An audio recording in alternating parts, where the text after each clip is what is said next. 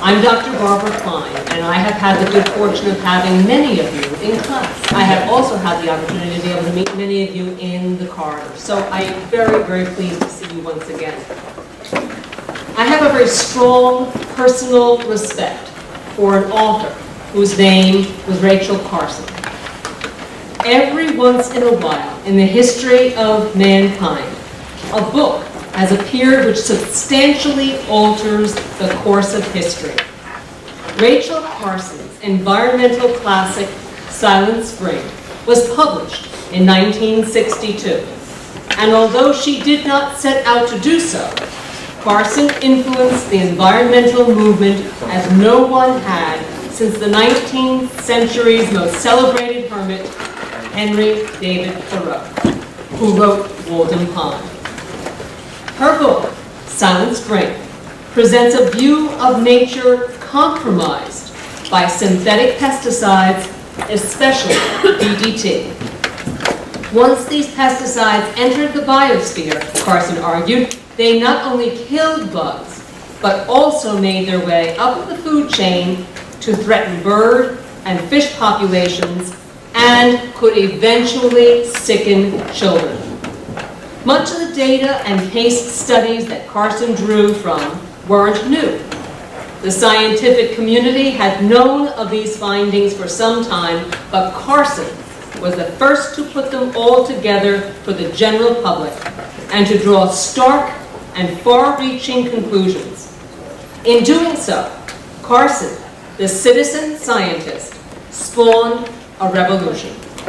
Her book, Silent Spring, has sold more than 2 million copies, and it has made a powerful case for the idea that if human beings were to poison nature, nature would, in turn, poison humankind.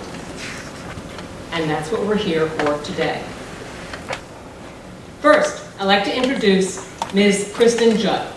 Ms. Judd is the Executive Director of the American Heart Association Hudson Valley. To you today about some of the choices that you're making and will continue to make throughout the course of your lives. I know that a lot of us have become more health conscious, more aware of our food sources, more aware of the things that we're putting into our bodies, but quite frankly, college age is not typically when people start to think about the repercussions of these choices. Over generations, if you look back to say 100 years, our population has become increasingly removed from our food sources. So I want to talk to you a little bit about ways that you can shape your destiny, and not just your destiny, but that of your future families, to think about starting a generational change. So our mission, as we mentioned, is to build healthier lives free of cardiovascular disease and stroke. And we have a 2020 impact goal, which is to improve the health of all Americans and reduce death from cardiovascular disease and stroke by 20% by the year 2020. I can tell you that the reducing death number, we are going to hit. That is something that we're very proud of. Stroke has gone from being the number 3 killer to the number 5 killer just in the past 10 years. Now, eating better, this is kind of what I'm talking about when I say that we've gotten away from the food sources. I think everybody is aware that a McNugget is not actually coming off a McNugget tree. But there are a lot of things that seem healthy, that seem like good choices, that are either high in sodium, high in hidden fat. Who here knows that ramen is ridiculously high in fat? What is that about? But it is. So that's really the kind of thing that if you're just paying good attention to, get lots of vegetables, get lots of color. The more color you have, the more fiber you have, the more nutrients you have. It's very healthy to eat that way. Get lean protein. If you're vegetarian, there are fantastic protein sources out there. Just know what you're eating and watch the fat. You know, a cheesetarian is not necessarily going to be the healthiest way to go. But if you're really careful, you can have a fantastic diet with a vegetarian diet. Get your omega-3s. Chia, it's great omega-3s. Acai, of course fish. Plan for healthy snacking. I think if there's one thing that everybody here should do, it's go out after this and get like a bag of cashews and an apple and a banana. Now, keep active. hydrated. Life is why. It's not just about getting to the end, it's about getting to the end in a robust and healthy and amazing fashion that everybody says, wow, she must have lived really well. Thank you all so much for your time and attention, and go buy some shoes. I would like to introduce her to you, and her name is Ms. Marie Murphy. Ms. Murphy is a registered dietitian nutritionist at Vassar College, who brings knowledge of medical nutrition therapy, food safety, and nutrition education to the campus dining team. Please join me in welcoming Ms. Marie Murphy.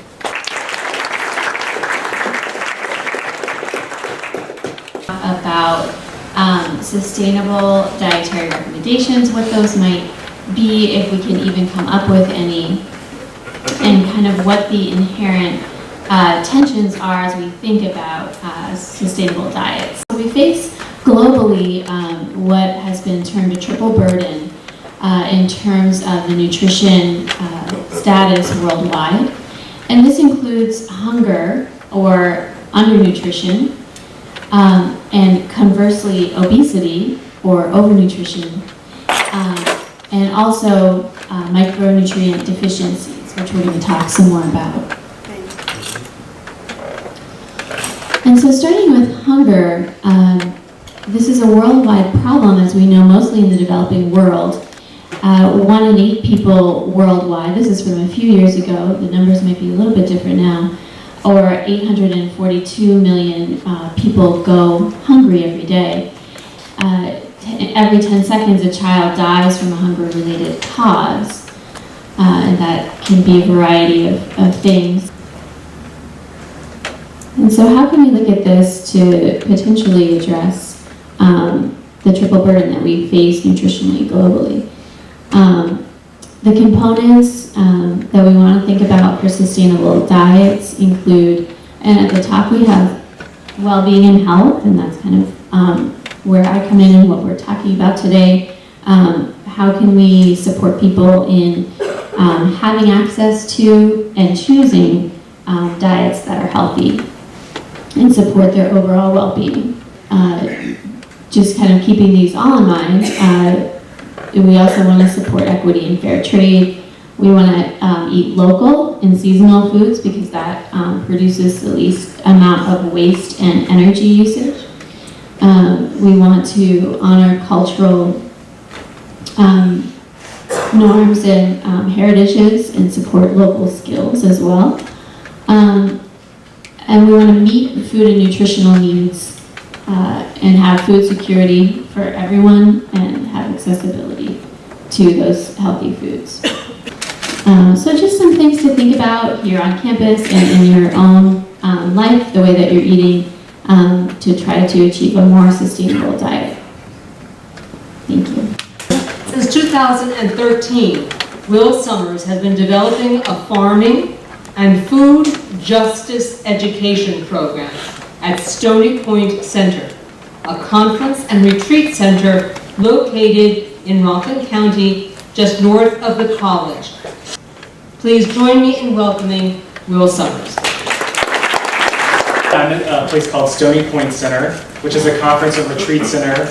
We're in Stony Point, New York. That's where we get our name. And we host a variety of guest groups for different kinds of meetings. We have people coming, a lot of times religious groups, but not always religious groups, who are coming for overnight accommodations. We give them meeting space, and of course, we feed them a lot of meals, and that's where my work comes in, because we've got a 1 acre farm that we're growing food for our kitchen to prepare for all the guests. And so if you think about people who are, we have a lot of times over 10,000 guests a year, and they're eating, it's like tens of thousands of meals, and so we're producing a lot of food for people to eat. And I'll just say, our mission, kind of our new mission statement at Stony Point Center that I like to bring out is welcoming across boundaries, nurturing inclusive communities, and cultivating justice and peace. And so that's what we're all about. This is our farm. This is some carrots and beets growing. This is kind of what it looks like earlier in the spring. We have a few different gardens on our 35-acre campus, and this is kind of what it looks like as things really grow. So nice, a lot of green growth. We're growing all through the year, including the winter.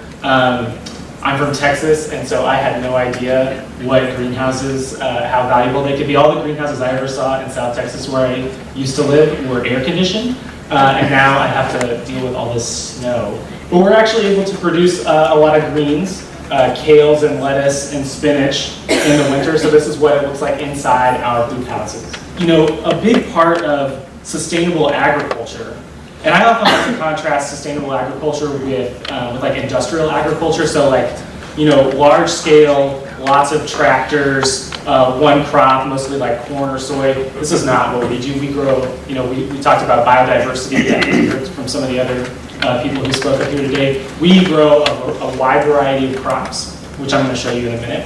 But one of the ways that, you know, a technique that we use in kind of like our small scale, sustainably minded production is a technique called cover cropping. So this is a garden, and what we do is we grow plants that actually will nourish the crops that we grow in the off season. So this is what some of our gardens actually look like right now. We've been planting what are called cover crops, which capture nitrogen from the air and put it into the soil and make it available for the crops that grow next year. They also build soil property. So like basically what happens is if we go forward in time like a few months, after the winter and in the spring, this is what that same field will look like. So all that green growth has kind of turned into this brown growth, and we're like basically like composting in the fields. So we're working all of that organic matter back into the soil so it can decompose and build soil properties to nourish the crops that then are going to nourish us in our bodies, right? Because we want to have healthy bodies. So that's what our gardens look like, and here are some of our crops. So this is kale. We grow a lot of kale. It grows like almost all year round. It's kind of a superfood. It's really great. This is a beet. That's kind of like a huge beet, and this is what most of our beets really look like. But sometimes they get really big. Some broccoli, some corn. What else do we have? Oh, whoops. Potato. More potatoes. We just harvested all our potatoes. It's a lot of work because you have to dig them out of the ground. Purple potatoes. We like those. Some carrots. We also grow purple carrots and sometimes carrots that have two legs that kind of surprise us. That's another member of our community, Asher, who she says that, you know, coming from the city, she's like, I've never seen anything like this before. We have some strawberries growing that come in June. And we just planted a bunch of blueberries. We planted about 50 blueberry plants on our farm, which we're really excited about, and we hope to be harvesting those starting next summer. Onions, butternut squash, peppers.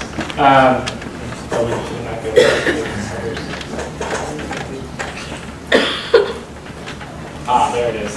We were talking about vitamin C. Peppers are a great source of vitamin C. Just eat them. You can just eat them straight, and they are really good for that.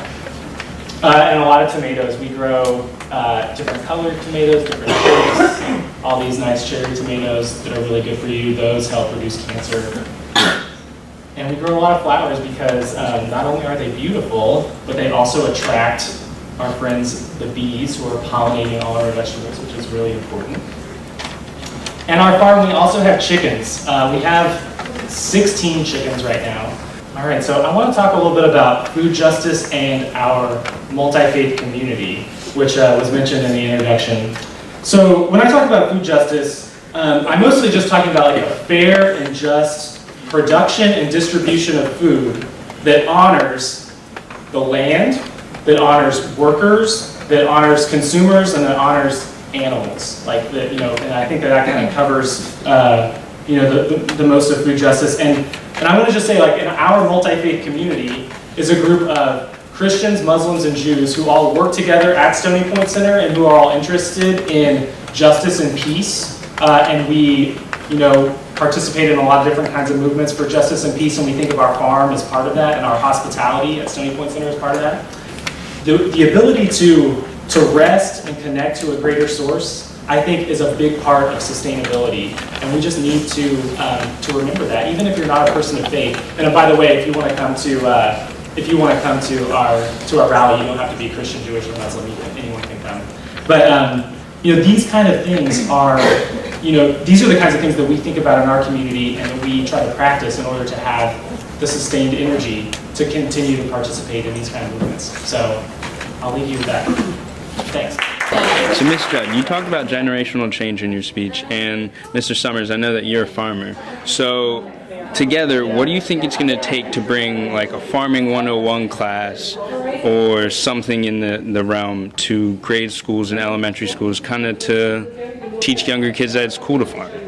There is a huge groundswell for that, especially in this area. We are so fortunate because this is the kind of thing that especially local companies who want to make a local impact can adopt a school, can help sponsor a farming program. The really great thing about this is that we found if kids grow the vegetables, if they see it coming up from a seedling, even if it's something they never would have touched, if they've grown it themselves and then they learn how to cook it in the classroom, they'll not only eat it, but they'll go home and tell mom and dad, do you know about kale? And then it goes from there. So it's something that we love to find opportunities for, and I'm sure you guys, have a lot of kids on farm as well. Yeah, we, I think, when I think about like what it's going to take, it's like we have to prioritize that as, like in our educational institutions and on our farms. And one of the things that I think about a lot with like the farmers that I talk to is they say it's really hard to make a living farming, just only farming and only selling vegetables. And when educational institutions are willing to pay to come and visit farms and make that connection, that can really help. But yeah, the commitment, I worked for a school district in South Texas for a few years where we had a nice sized garden on multiple campuses in these charter schools. And just like what you said, when we got established enough where we had a program where we were inviting the kids in the grade schools to come out on the farm, they were coming like every other week, and they were planting the seeds, and then they were taking those little seedlings and planting them in the ground. They were weeding them, they were watching those grow, and when it came to time to harvest, like the first graders were growing cucumbers. I'd never seen a group of people anywhere like these first graders get excited to eat cucumbers because they had been watching them grow for like almost 2 months, and the anticipation of it, also like really engaging the whole process and the connection is really important. And we have to value it as a society. We have to prioritize it with our like educational institutions, farms. I know that farms would be welcoming to people, so to people coming and making that connection. So I think that's what we need to do. Absolutely.